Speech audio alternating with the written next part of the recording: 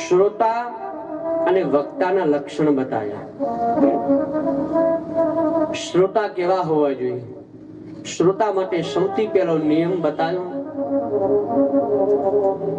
નિયમ સૌથી પહેલા ઉપવાસ રહેવો. ઉપવાસ એટલે આજકાલનો ઉપવાસ નહીં. 11 કરી ખરા, પણ દિવાળીને શરમ આવે એવી નહીં, એવો ઉપવાસ નહીં. તું બેટા નજીક ભગવાનની નજીક વાસ કરો. અથવા તો ઉપવાસ એટલે પ્રમાણસર ભોજન કરવું. એવું તમે ભોજન કરો જેથી તમારાની અંદર આળસ, પ્રમાદ, મોહ, ક્રોધ આ બધું જાગૃત ન થાય. એટલો આહાર લેવો, જેને આપણે સાત્વિક આહાર કહીએ. પણ આપણને સાત્વિક આહાર ભાવે નહીં. એટલું બધું બજારમાં મળતું થઈ ગયું.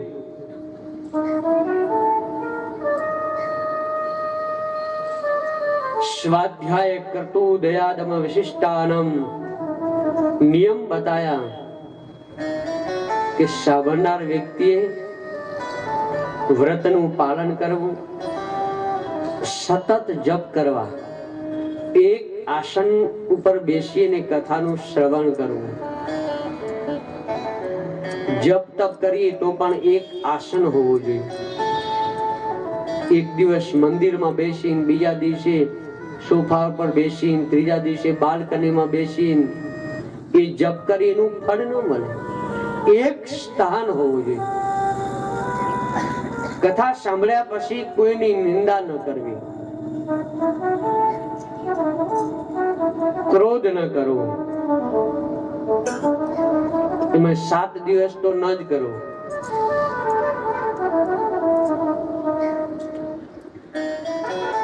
શ્રોતાના અનેક આખો દિવસ કદાચ આપણે ઉપવાસ ન રહી શકીએ તો એક ટાઈમ ભોજન કરવું. અને એક ટાઈમે ભોજન ન થાય તો 2 ટાઈમ ભોજન કરવું. અને એમાંય તમે ઉપવાસ કરો ને એ ઉપવાસ કર્યા પછી જો વહુને હેરાન કરો તો એ ઉપવાસ ફળ મળે જ નહીં. વહુ આજે 11 છે ખબર છે ને, આમ બનાવો તેમ બનાવો, ઉપરથી એ દિવસે થોડી મદદ કરવી. ઉપવાસ એટલે માળા લઈને એક આસનમાં બેસી જવું. જીવન ઉપવાસ એટલે ભગવાનની નજીક વાસ કરવો. શ્રોતાના લક્ષણ બતાયા, શ્રોતા કેવા હોવા જોઈએ. પછી વક્તાના લક્ષણ બતાયા, વક્તા કેવા હોવા જોઈએ. તો ભાગવત એનું પ્રમાણ આપે. વિરક્તો વૈષ્ણવો વિપ્રા વેદ શાસ્ત્ર વિશુદ્ધનઃ દ્રષ્ટાંત કુશલો ધીરો. વિરક્ત હોવો જોઈએ વક્તા, વૈષ્ણવ હોવો જોઈએ. વૈષ્ણવ એટલે તિલક ટપકા તાણવા એ વૈષ્ણવ નહીં.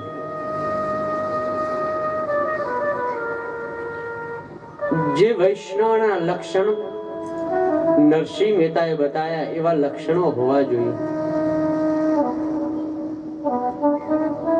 ત્રીજું બતાવ્યો વક્તા વિપ્રો એટલે વિપ્ર હોવા જોઈએ, બ્રાહ્મણ હોવા જોઈએ. કારણ કે ગીતામાં ભગવાને બ્રાહ્મણ, ક્ષત્રિય, વૈશ્ય અને શૂદ્ર આ ચારે માટે અલગ અલગ બધા કર્મ બતાયા. ચાતુર્વર્ણ્યમ મયા સૃષ્ટમ ગુણકર્મા વિભાગશ. બ્રાહ્મણ, ક્ષત્રિય, વૈશ્ય અને શૂદ્ર. બ્રાહ્મણ એટલે સાદી ભાષામાં કહું, બ્રાહ્મણ એટલે શિક્ષક, વૈશ્ય એટલે પોષક, ક્ષત્રિય એટલે રક્ષક અને શૂદ્ર એટલે સેવક. બીજું બ્રાહ્મણ એટલા માટે કે એના અંદર બ્રાહ્મણનું કર્તવ્ય બતાવ્યું, અને એટલે વિષ્ણુ સહસ્ત્રમાં પણ ભગવાનનું નામ આવ્યું. બ્રહ્મણ્યો બ્રહ્મગુરુ બ્રહ્મા બ્રહ્મ બ્રહ્મ વિવર્ધના બ્રહ્મવિદ બ્રહ્મણો બ્રહ્મી બ્રહ્મજ્ઞો બ્રાહ્મણ પ્રિય. ભગવાનને બ્રાહ્મણ ખૂબ જ પ્રિય, અને એટલે કોઈ પણ કામ હોય, અરે શ્રાદ્ધમાં જમાડવાનો હોય તો કોને જમાડીએ? 5 બ્રાહ્મણ જમાડીએ. કોઈ 5 જૈન જમાડ્યા ખરા? 5 પટેલ જમાડ્યા ખરા? શ્રાદ્ધ છે તો ચલો 5 આ જમાડી દો, નહીં, 5 બ્રાહ્મણ જ. કારણ કે વેદના મંત્રો એવું કહે છે, ભગવાન એવું કહે છે કે બ્રાહ્મણો સમુખમાસિત બાહુરાજન્ય કૃતઃ. આ શરીરનું વર્ણન છે. બ્રાહ્મણ, ક્ષત્રિય, વૈશ્ય અને શૂદ્ર. મુખ એ બ્રાહ્મણ છે, હાથ એ ક્ષત્રિય છે, પેટ એ વૈશ્ય છે, પગ એ શૂદ્ર છે. બ્રાહ્મણનું કર્તવ્ય, બ્રાહ્મણ એટલે મુખ, મુખનું કર્તવ્ય, મુખનું કામ શું? તો કે બોલવું. બોલવાનું કામ મુખ જ કરે. હાથનું કામ શું? તો કે રક્ષા કરવી. તમે જો રાજા મહારાજા યુદ્ધ કરવા જાય તો એ આમ તલવાર તો આમ સામે, આમ ઢાલ, આમ હાથ આમ ધરે. કોઈ પોતાનું આમ મસ્તક ધર્યું ખરું? તમે અનુભવ કરજો કે કોઈ કદાચ તમને કંઈક મારે બીજે તો આમ આમ આપણે આમ તરત આમ હાથ રાખી દઈએ. કેમ? હાથ એ ક્ષત્રિય છે, ક્ષત્રિય જ પોતાનું રક્ષણ કરે. વૈશ્ય એટલે આપણું પેટ. વૈશ્યનું કર્તવ્ય શું? તો કે પોષણ કરવું. જે કંઈ આપણે સરળ ભાષામાં તમને સમજાવું, વૈશ્ય એટલે દરેકનું પોષણ. કઈ રીતે પોષણ? વૈશ્ય એટલે ખેતી કરવી, પશુપાલન કરવા, ઉદ્યોગો, આ બધા વૈશ્યનું કર્તવ્ય. અને એ જ બધાનું પોષણ કરે.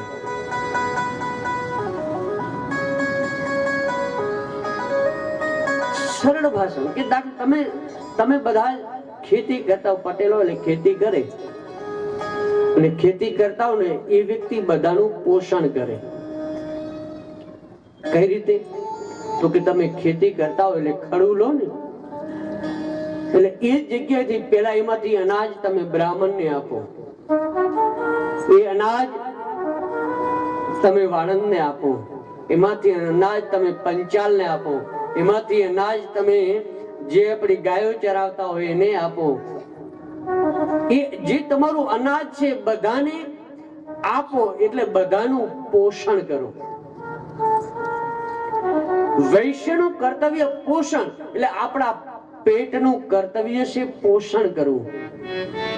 આપણે ભોજન કરી તો બધું પેટમાં જાય, પણ પેટમાંથી હાથને જોતું હોય એટલું હાથ સુધી પહોંચાડે, પગને જોતું એટલું પગ સુધી પહોંચાડે. બધી જ વસ્તુ જ્યાં સુધી, જ્યાં જેને જેટલી માત્રામાં જે લોહી જોતું હોય, જે જોતું હોય ત્યાં સુધી એ માત્રામાં પેટ એ ત્યાંથી એને પોષણ કરે. તો વૈશ્ય એટલે પોષણ કરવું, અને શૂદ્ર એટલે સેવક. શૂદ્ર એટલે આપણા પગ, પગનું કર્તવ્ય સેવા કરવી. કહેવાનો મતલબ બ્રાહ્મણ વક્તા કોણ હોવો જોઈએ? તો કે વિરક્તો વૈષ્ણવો વિપ્રા, વિપ્ર હોવો જોઈએ. આગળ લખ્યું, બ્રાહ્મણ પાસે સામાન્ય નહીં, મિલ બંધ થઈ ગઈ હોય અને પછી એમ નહીં, વેદ શાસ્ત્ર વિશુદ્ધના, જેને વેદનો અભ્યાસ કર્યો હોય, પુરાણોનો અભ્યાસ કર્યો હોય, શાસ્ત્રનો અભ્યાસ કર્યો હોય, વિશુદ્ધ હોય, અને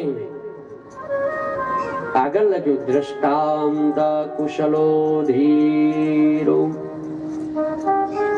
દ્રષ્ટાંત આપતા સરળ જેથી, કારણ કે અમુક કથાઓ એવી હોય કે કથા એમને ન ઉતરે.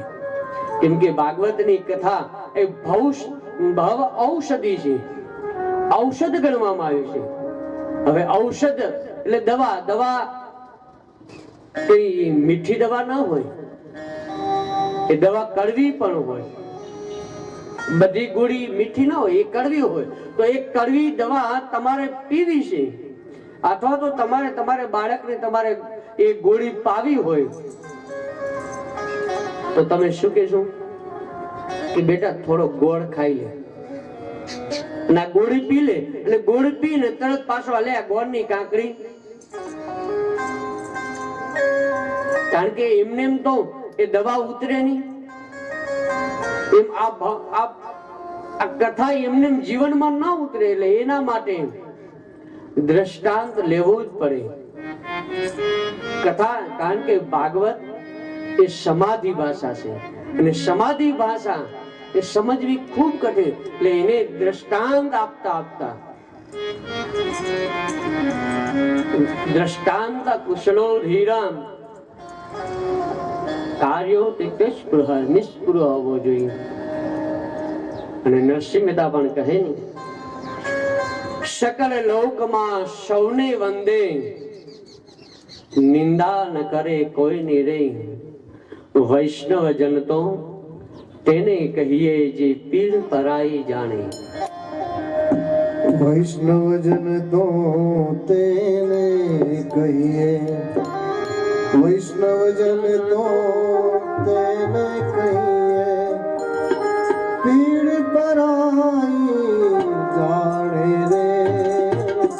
વૈષ્ણવ જન તો તેને કહીએ, વૈષ્ણવ જન તો તેને કહીએ, પીડ પરાઈ જાણે રે.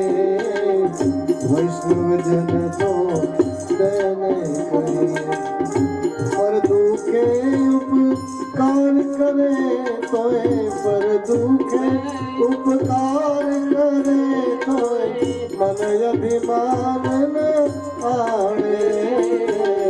વૈષ્ણવ જન તો તેને કહીએ, સકળ લોકમાં સૌને વંદે, સકળ લોકમાં સૌને વંદે, નિંદા કરે ના કોઈ રે. વાસ કાચ મન નિસણ રાખે, વાસ કાચ મન નિસણ રાખે, ધન ધન જનની તેની રે. વૈષ્ણવ જન તો તેને કહીએ. બસ આ બધા લક્ષણો બતાવ્યા, શ્રોતા અને વક્તાના લક્ષણો બધાનો સમાંતર રાખી. સકળ લોકમાં સૌને વંદે, દરેકને નમસ્કાર કરવા. કારણ કે દરેકના હૃદયમાં ઠાકોરજી બિરાજમાન છે, દરેકના હૃદયમાં મા ભગવતી બિરાજમાન છે.